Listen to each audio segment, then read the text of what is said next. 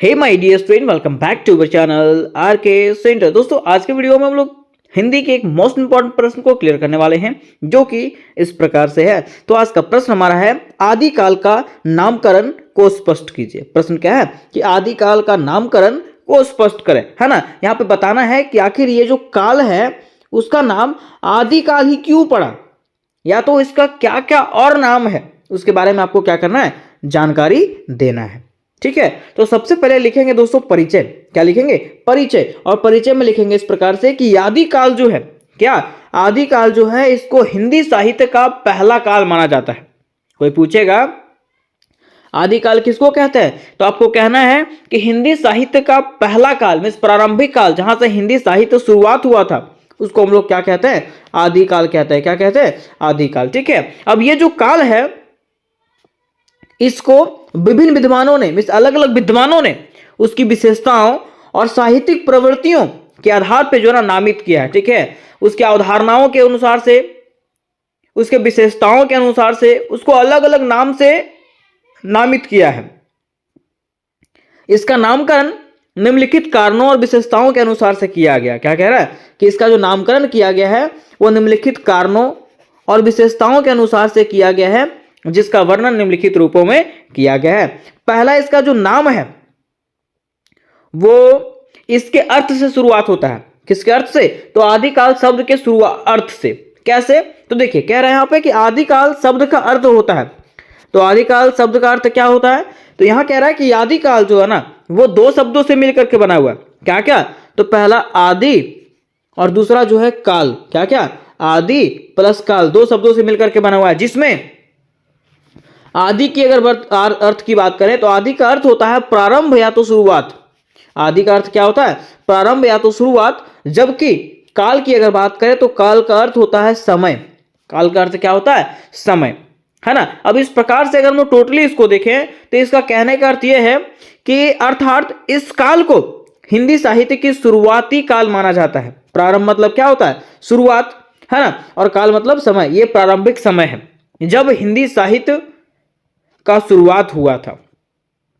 तो आपको सीधा समझना है कि जिस काल में हिंदी साहित्य की शुरुआत हुई उसको हम लोग आदिकाल के नाम से जानते हैं। किसके नाम से? आदिकाल के नाम से। ये आपको परिभाषा याद कर लेना है कि जिस काल में हिंदी साहित्य की शुरुआत हुई उसको हम लोग आदिकाल के नाम से जानते हैं। ठीक है, बस आपको सुनना है, सुनते जाना है, ये याद हो जाएगा, रटने की जरूरत आपको नहीं है।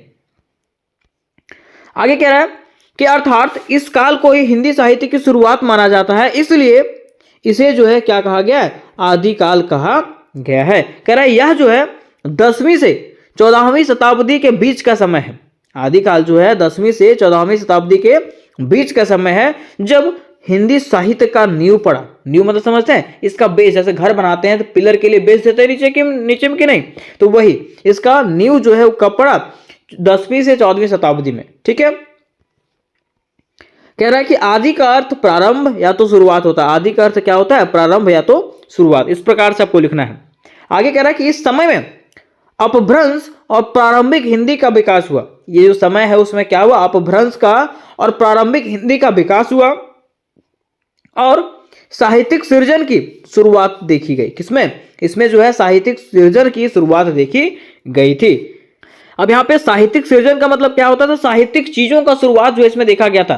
साहित्यिक नृत्य हो गया, साहित्यिक चीजें हो गई, हर चीज का इसमें रचना किया गया था, है ना। कह रहा है कि यह काल हिंदी साहित्य का आरंभिक चरण है। यह जो काल है वो क्या है? हिंदी साहित्य का आरंभिक चरण में शुरुआती समय है, इसलिए इसे आदिकाल कहा गया। इसलिए इसको क्या कहा गया दोस्तों? आदिकाल। आदिकाल मतलब शुरुआती समय। ठीक है, अब देखिए इसको जो है वीर गाथा काल भी कहा जाता है। क्या कहा जाता है? वीर गाथा काल। तो आखिर वीर गाथा काल क्यों कहा जाता है? तो कह रहा है कि आदिकाल को वीर गाथा काल कहा जाता है क्योंकि इस काल का साहित्य जो है ना वो वीरों की गाथाओं और शौर्यपूर्ण कार्यों का वर्णन करता है। हम इस कह सकते हैं कि ये जो साहित्य है इसमें से जो हिंदी साहित्य की रचना किया गया ना उसमें से वीरों का, वीर मतलब समझते हैं जो शहीद हुए हैं या तो राजा महाराजा हुए, जो शासक हुए, उसके वीरता के बारे में बताया गया है, उसके वीरता और शक्ति की कहानियों के बारे में बताया गया है। इसलिए इस काल को वीर गाथा का काल कहा जाता है। कह रहा है इस काल की रचनाओं में राजपूतों के शौर्य और युद्धों का वर्णन प्रमुख है। ये जो काल है इसकी रचना में जो है ना राजपूतों के शौर्य के बारे में, शक्तियों के बारे में और उसको युद्धों के बारे में जो है ना प्रमुख रूप से वर्णन किया गया है। फिर कह रहा है इसकी प्रमुख रचनाएं की अगर बात करें तो कह रहा है वीर रस, इसका प्रमुख रचना क्या है? वीर रस। ठीक है, वीर रस से ओतप्रोत, है ना। आगे कह रहा है कि इस काल के साहित्यिक में, इस काल के साहित्य में जो है ना पृथ्वीराज रासो जैसे कृतियां प्रसिद्ध है। ठीक है, ये काल का जो साहित्य है उसमें से कौन सा प्रसिद्ध है? तो पृथ्वीराज चौहान के बारे में लिखा गया था। कह रहा जो राजाओं और योद्धाओं का वीरता का चित्रण करती है। ठीक है, और ये क्या करता है? राजाओं और वह योद्धाओं के वीरता का चित्रण किया गया इसमें, है ना। और ये जो है सबसे फेमस कृति है उसका।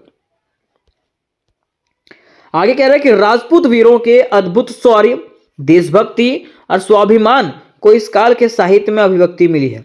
मीन्स राजपूतों का जो शक्ति था, जो देशभक्ति की भावना थी, जो स्वाभिमान था, वो सारे चीजों को जो है ना इसमें से दर्शाया गया है। किसमें? तो कह सकते हैं कि हिंदी साहित्य के प्रारंभिक दौर में, है ना। नेक्स्ट कहा गया है कि इसको जो है चारण काल भी कहा गया है। क्या कहा गया? चारण काल भी कहा गया। तो आखिर इसको चारण काल क्यों कहा जाता है? तो कह रहा है आदि काल को चारण काल भी कहा जाता है क्योंकि इस समय के साहित्य को चारणों और भाटों ने रचा है। इस समय के साहित्य को चारणों और भाटों ने, ये भी कुछ लोग हुआ करते थे जो अलग ग्रुप के हुआ करते थे, है ना।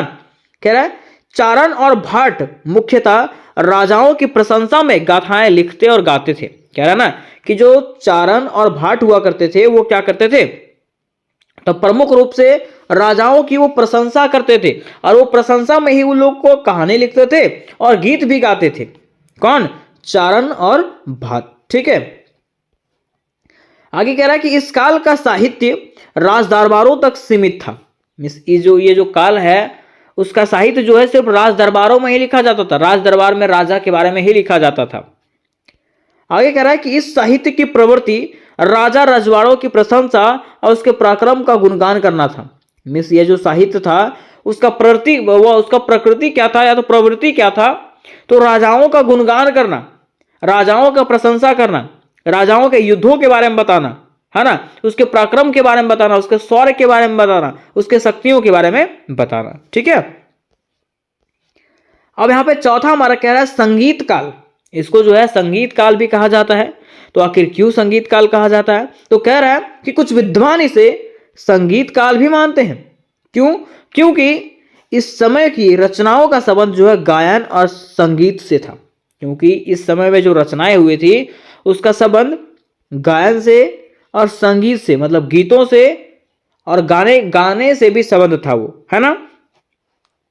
कह रहा उस समय की काव्य शैली में गायन की प्रधानता थी। उस समय का जो काव्य शैली था उसमें से गायन मतलब कह सकते हैं गाना का जो है ना प्रधानता था। आगे कह रहा है कि राज दरबारों में काव्य का पाठ और गायन एक महत्वपूर्ण परंपरा थी। कहां पे?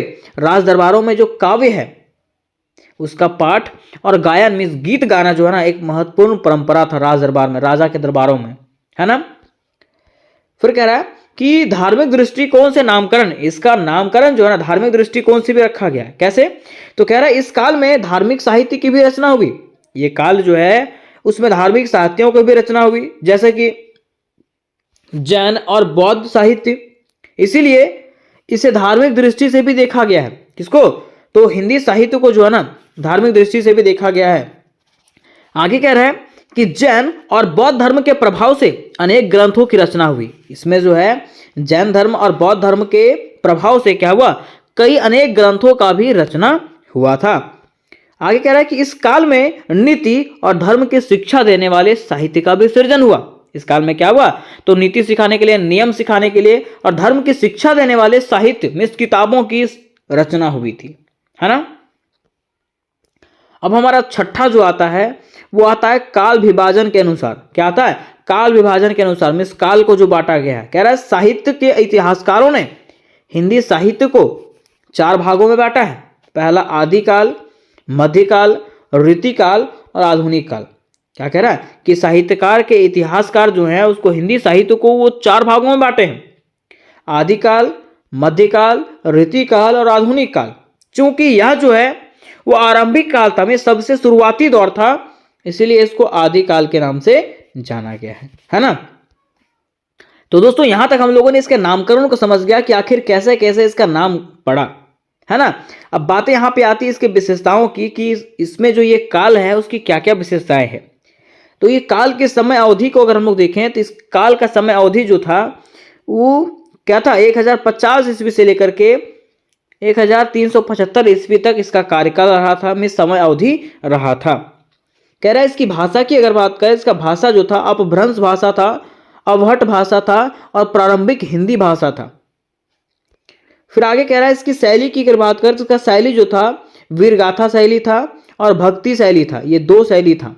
मतलब ये वीरगाथा के रूप में लिखा जाता था, वीरों की कहानी के रूप में, और भक्ति गीत के जैसा ये लिखा जाता था। फिर अगर इसके मुख्य रचनाओं की बात करें तो कह रहा है ना कि ये मुख्यतः जो है वीर गाथाओं में वीरों की कहानियों पर आधारित होता था। इसके प्रमुख लेखक की बात करें तो कह रहा है कि चंद्रबरदई, नारायण दास, पृथ्वीराज, विजय के रचयिता, ठीक है, ये सब जो है ना वो क्या थे, लेखक थे, इसके प्रमुख लेखक थे।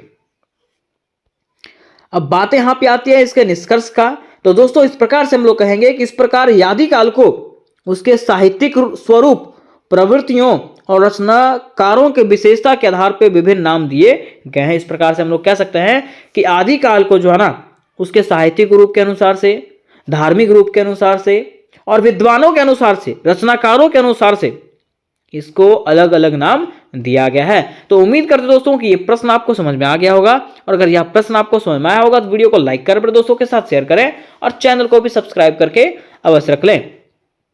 और मैं आपको बता देना चाहता हूं कि इससे रिलेटेड जितने भी प्रश्न दोस्तों आपको मेरे ही चैनल पर मिलने वाले हैं, इसलिए चैनल को सब्सक्राइब करके अवश्य रखें और ये वीडियो जो है अपने उन दोस्तों तक अवश्य शेयर करें जो जी पेपर का एग्जामिनेशन दे रहे हैं, है ना।